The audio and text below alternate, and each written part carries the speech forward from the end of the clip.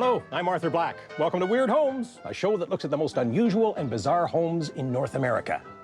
Do you like ghost towns? Get set to visit Steins, New Mexico. It's almost a ghost town, population 2, not counting the ghosts.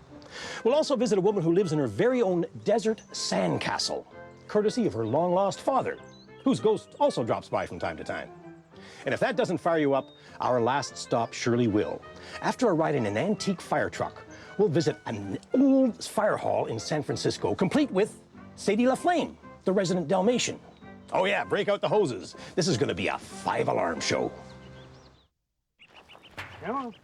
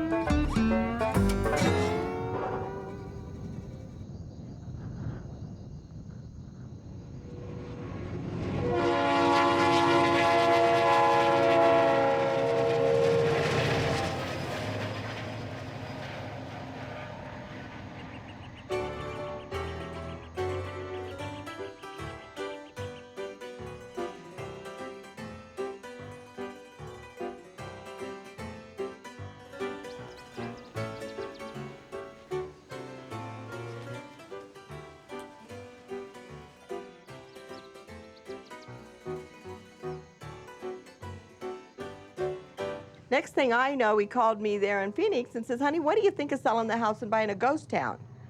Well, you know, I thought he was kidding, and then I thought he'd lost his mind. She's always thought I didn't have a mind, so it don't matter.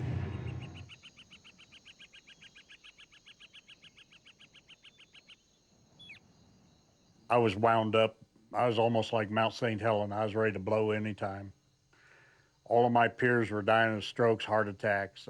I buried a lot of friends from over there. And since I left, I come over here, I have calmed down.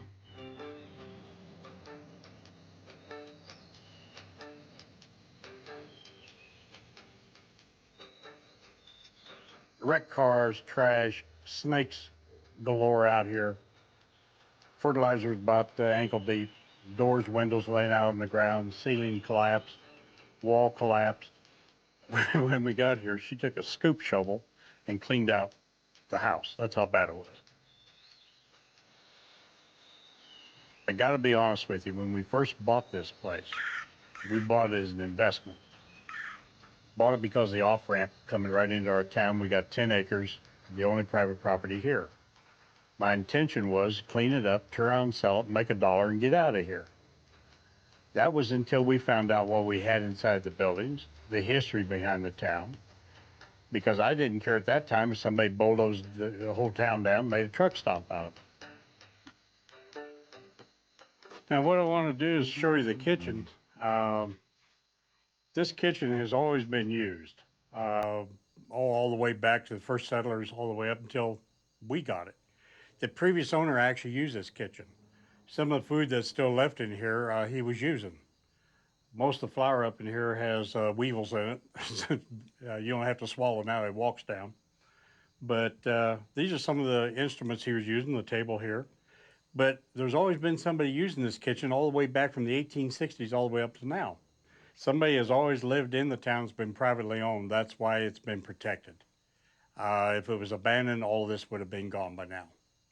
So we've been very, very fortunate that somebody has always maintained the place, taking care of it and loved it. So we're just somebody passed the baton to us and we're carrying it until we pass it again.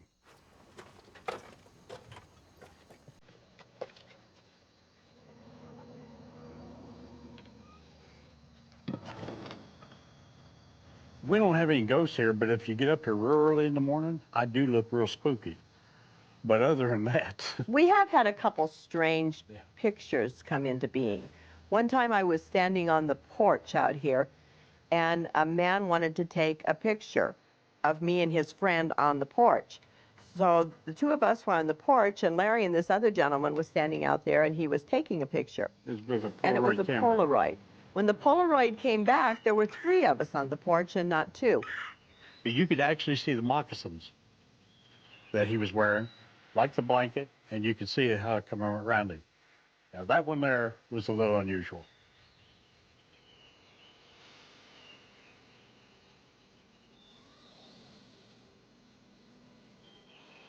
And it was like a big pretzel here, about this high off the bed, and you could see through the smoke the pattern on the bed. But it was twisted and wound around, but there was no beginning, no end. But that was one of the weird photographs we got. And we're going to go over here to the other houses. Over here, oh, by the way, can you believe my wife, I make her this beautiful necklace, and she's very ungrateful. Won't even wear it. And I went to a lot of trouble building that beautiful necklace. You can't please her. Now what we're gonna show you here, this is where they did the laundry out here in the summertime. Did the laundry inside in the wintertime, but they'd heat the water and take it in there. Well, after they got the laundry done through the summertime, what they do is cook in here also. And they'd wipe it out the best they could. And the first batch of food had to taste like lye soap or dirty socks. Now over here, I got something real interesting I'd like to show you. This is called a Eccentric plant. But what makes this interesting is the Apaches, this is how they made the needle and thread.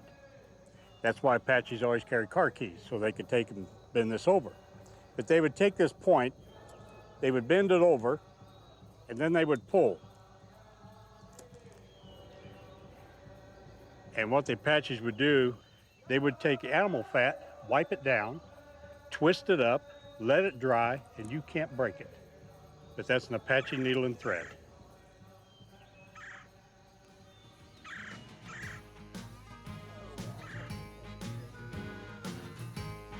We really don't know what we want to do in our life yet.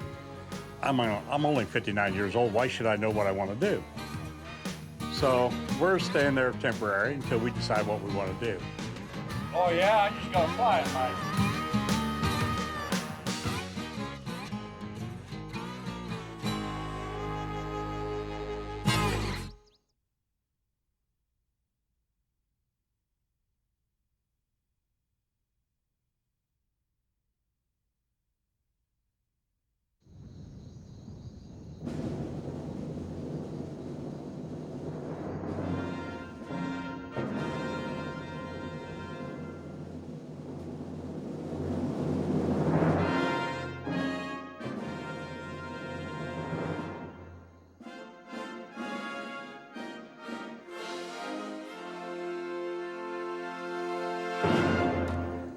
Oh, good morning. Are you here to take a tour? Well, I'm the daughter of the builder, Mary Lou Gully, and this is my castle my father built for me. He came down here in 1930. He started this castle. We didn't know where my father was for 15 years. I was only 2 years old when he left home. And he ran away because he had tuberculosis, and he was cured. He died of cancer. But in the meanwhile, he kept his promise. He built my sand castle, and this was left to me in a will, and I've lived here ever since.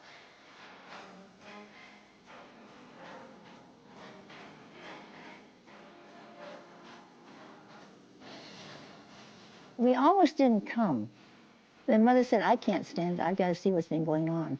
So we got in our car, and we brought the collie dog with us, and we drove down across the desert. My mother almost turned back because she said she never saw something so desolate all of her life, the desert, as we came from California into Arizona. We got so curious, we couldn't wait till morning. So we came to the end of South 7th Street and turned left, and we saw this strange place. And this man came down, a little old man came down with a little lantern. And he said, what can I do for you? And I said, well, we're looking for the gully for property. Well, this is it. And I said, what? And, you know, we almost fainted. I couldn't believe it. It was really a shocker.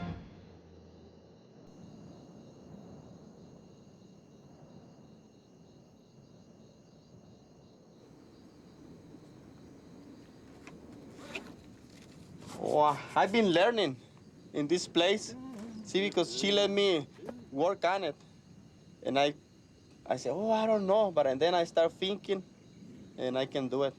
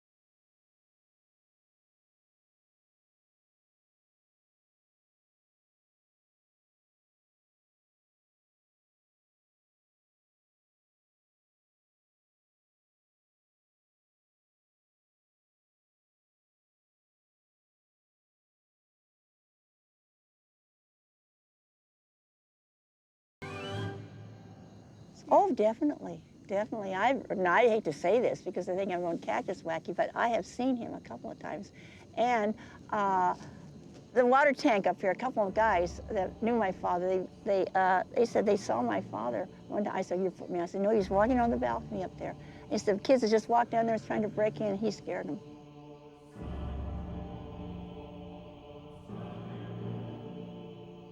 No, no. It was when I first came, but not now. I can go down without a flashlight and feel my way, yeah. No, I know this place like the back of my hand.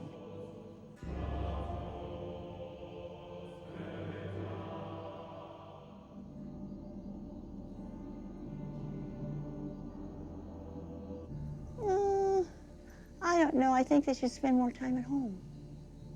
Make your house more interesting.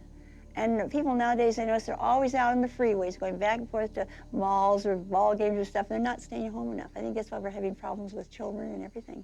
Just have more of a home atmosphere. Make your home more interesting. That's what I'd say. This is the dining room area. And how do you like our Texas Longhorn tablecloth? You can eat your steak and pet it at the same time. And you know, those wire wheels are from my father's favorite car, the Stutz Bearcat. And he wore that poor old car to death and decided to use the wheels in different parts of the walls.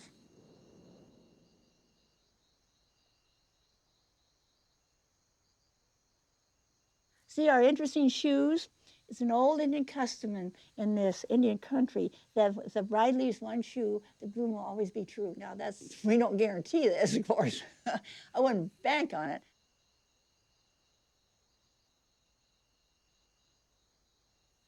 You can go through this castle many, many times, even dust it.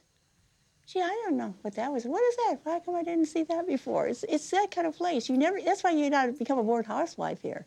It's impossible.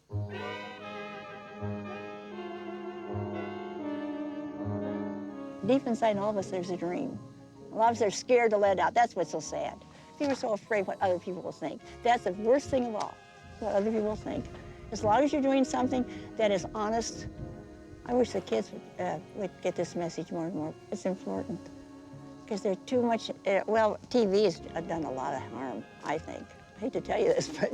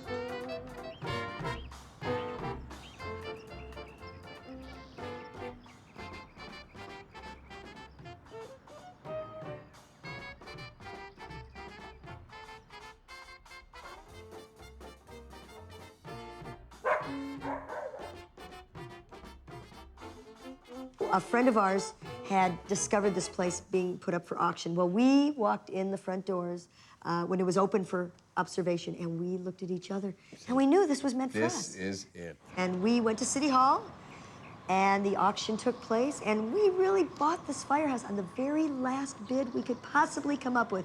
Our real estate agent passed a little note to me, and he said, this is your last bid, or the firehouse goes up in smoke. Robert made the last bid, and the room was quiet. Yeah. After being bid up by people who had a lot more money than we had. It was meant to be. And everyone cheered. It was even the I get goosebumps people in just City remembering Hall this who work for the city real estate department. Some of them are still there, and everybody was happy for us.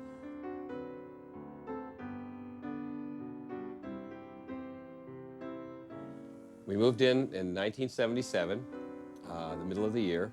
We've been here ever since. In fact, the first couple of weeks we lived here, we didn't have the gas turned on, we didn't have the electricity turned on, we had sleeping bags, we didn't move our few things over from our other place, and we really got the feel of the house. Well, here we are. This is our our living room. It was formerly the communications room in the firehouse. We spend a lot of time in this room. We have our computer and our office here. The dog likes to run around in here, and we have also quite a bit of memorabilia in this room. Well, we're coming from the communications room into the kitchen. And originally, this firehouse didn't have a kitchen, as most of the firehouses of this era did not, because the firemen lived in the neighborhoods. But in the 1920s, when the firehouses were no longer with horses and they became motorized, the firemen started living a little far away and they had to have a kitchen. So this kitchen was built in the 1920s, and it's a fabulous room. We love our kitchen. Yeah, we brought a lot of great recipes with us when we moved in the firehouse. But when we need ideas, right here is where we go. We got firehouse cookbooks from everywhere, and we use them too.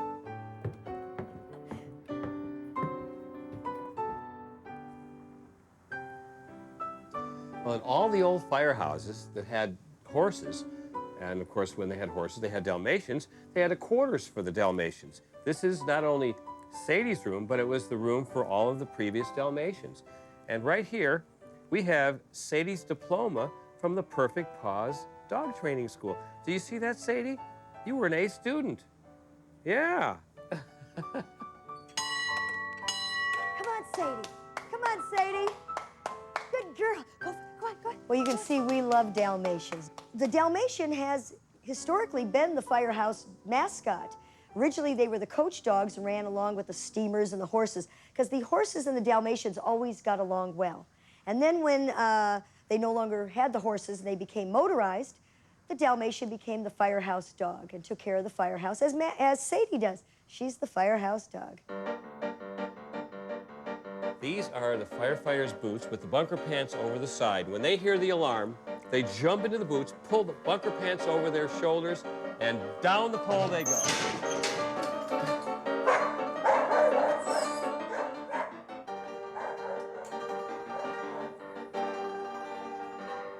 One day, I was upstairs, and I heard my son downstairs with his friends, and I was doing something, so I did something I'd never done before and I've never done since, is I locked the door upstairs. And then all of a sudden, my son called me, and I slid down the pole. But then the room was locked upstairs, and I couldn't get back in my room, so I had to climb up the fire pole. And it's a good thing I have some upper body strength, because that is not easy. And I've only done it once, and I don't think I could ever do it again. No, that's definitely a difficult task.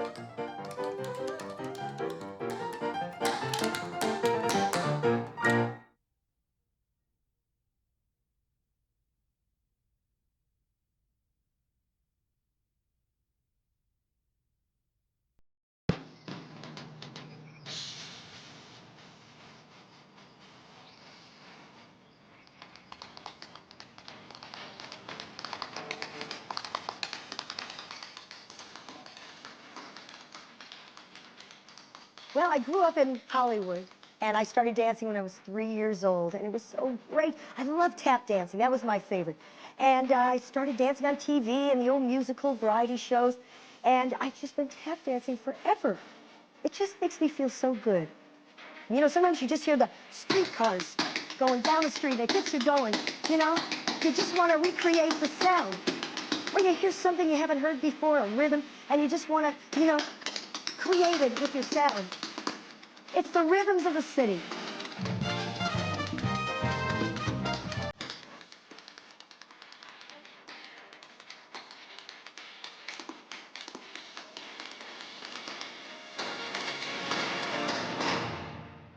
We've always been dreamers. We've never stopped dreaming about the future, what we maybe could do. And we always knew there was something out there that we would find exciting and that would just make us happy every day to get up and get going. We just didn't know what or when we would find it. Yeah, but we did. We found it, and it is as exciting as we always dreamed it would be. We're still dreamers. You never quit dreaming. You never know what the future holds. But we really are living our dream. It's fun. It really is. It's fun, fun, fun. The big red shiny Mac fire engine. The big red shiny Mac fire engine. The big red shiny Mac fire engine. We're off to the rescue now.